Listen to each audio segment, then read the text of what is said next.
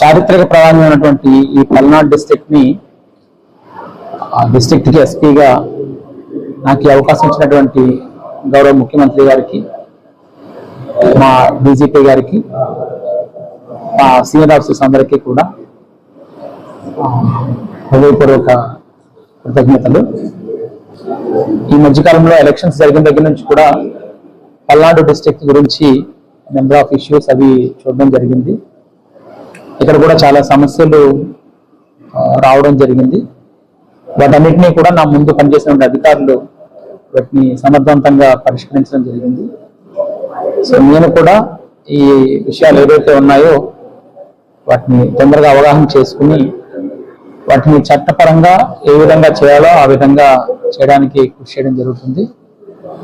ముఖ్యంగా ఏదైతే చట్ట వ్యతిరేకంగా చేసిన వాళ్ళు ఎవరైతే ఉన్నారో వాళ్ళ పట్ల చట్టపరంగా ఎంత ఎక్స్టెంట్కి అయితే మనం యాక్షన్ తీసుకోగలుగుతామో అన్నింటినీ ఇంప్లిమెంట్ చేయడం జరుగుతుంది. ఏదో ఒక సెక్షన్స్ పెట్టి ఏదో చేసి అక్కడ వరకే కాకుండా ఫర్దర్ యాక్షన్ ఏదైతే తీసుకోవాలో వాటిని కూడా డెఫినెట్గా చేయటం అయితే జరుగుతుంది. అట్లాగే ఎవరి మీదైనా ఏమైనా తప్పుడు కేసులు కానీ ఎక్కడైనా ఏమైనా జరగకుండా కానీ జరిగినా కూడా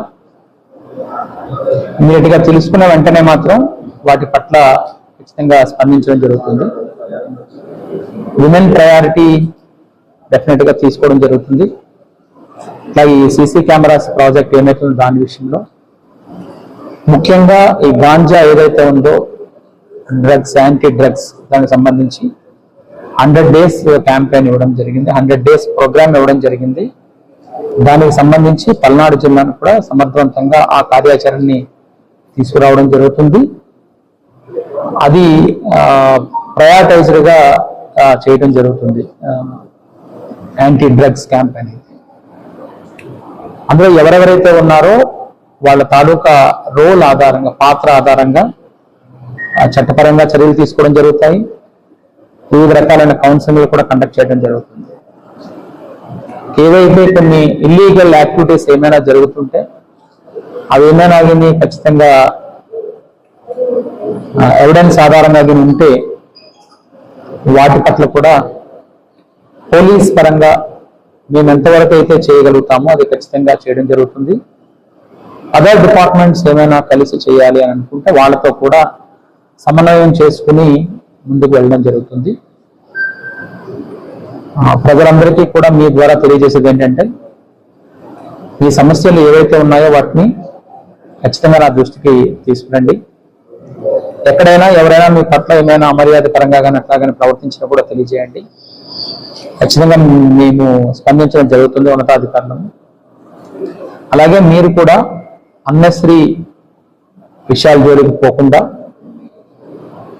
మంచి జీవన విధానంతో సక్రమమైనటువంటి పౌర బాధ్యతలను నిర్వర్తించాలని కూడా కోరడం జరుగుతుంది. ఎవరైనా మిమ్మల్ని అన్నెసరిగా ఇన్వెస్టిగేట్ చేసినా కూడా అనవసరమైనటువంటి వాటికి వెళ్ళి మీ తాలూకా వాల్యుబుల్ లైఫ్ ఏదైతుందో దాన్ని వేరే విధంగా పోనీయకుండా చూసుకోమని కూడా తెలియజేయడం జరుగుతుంది. ఇక్కడ చాలా ఇష్యూస్ ఈ మధ్యకాలంలో జరిగాయి కాబట్టి వాటన్నిటినీ కూడా కొన్ని రోజుల్లోనే అవగాహన చేసుకుని చట్టపరంగా ఏముంటే చర్యలు ఖచ్చితంగా తీసుకుంటాం. ఇంకా ఎన్ని మోర్ ఖచ్చితంగా ఇన్వాల్వ్ చేస్తామండి. ఇంతకుముందు మీరు యాంటీ ర్యాగింగ్ స్క్వాడ్స్ చూశారు. ఇప్పుడు ఖచ్చితంగా ఈ యాంటీ డ్రగ్ అంబాసిడర్స్ కానీ యాంటీ డ్రగ్ స్క్వాడ్స్ కానీ ఆయా కాలేజీలో పెడతాము. మీకు కూడా చాలా మందికి ఇన్ఫర్మేషన్ ఉంటుంది కాబట్టి so you please text me or talk to me directly. First of all ఆ కాలేజెస్ అందరూ, all colleges, not only 1 or 2 అండి, all colleges with in a short period నేను ఇంటరాక్ట్ అవుతాను ఆ యాజమాన్యాలన్నిటితో కూడా. వాళ్ళ నుంచి అవసరమైతే ప్రతి కాలేజ్ నుంచి కూడా ఒక డిగ్నిటరీ ఎవరైతే ఉంటారో వాళ్ళని తీసుకోవడం జరుగుతుంది. వాళ్ళతో ఒక వాట్సాప్ గ్రూప్ కూడా రెడీ చేస్తూ జరుగుతుంది. ఎర్లియర్ ఇక్కడ ఎక్కడైతే కేసెస్ పెట్టారో లేదా ఎక్కడైతే మీరు చెప్తున్నారో ఆ ఏరియాస్ అన్నింటినీ కూడా గ్రూపింగ్ చేసి అక్కడ as per my availability of forces ఏమున్నాయో చూసి దానికి అనుగుణంగా కొంత టీమ్స్ అయితే తయారు చేద్దామని అనుకుంటున్నాము. హాస్టల్స్ విమెన్ ఎక్కడైతే ఉంటున్నారో అనండి అదర్ డిపార్ట్మెంట్స్ ఏవైతే ఉన్నాయో వాళ్ళతో కూడా చేయాల్సి ఉంది. ఈ రెంటల్ అగ్రిమెంట్స్ ఆధారంగా వాళ్ళు ఎలా కమిట్ అయ్యారు, ఏ విధంగా పెట్టుకుంటున్నారు వాటిని చూడాల్సి ఉంది. కమర్షియల్ యూనిట్ గా అది ఉంటే provisions of CC cameras proper గా ఉన్నాయా లేదా కూడా చెక్ చేయాల్సి ఉంటుంది. సో వీటన్నిటిని ఒకసారి ప్లాన్ చేసి ఇప్పుడు మీరు అది హౌస్ లో పెట్టారో అపార్ట్మెంట్స్ లో పెట్టారో అన్నది నాకు ఇంకా ఐడియా లేదు. కాబట్టి ఈ హాస్టల్స్ ఎక్కడెక్కడైతే ఉన్నాయో ఆ నెసెసిటీ ఉందా లేదా అన్నది చూసి ఇల్లీగల్ యాక్టివిటీస్ మాత్రం సెంటర్ ఆఫ్ అయితే సీజ్ చేస్తాం.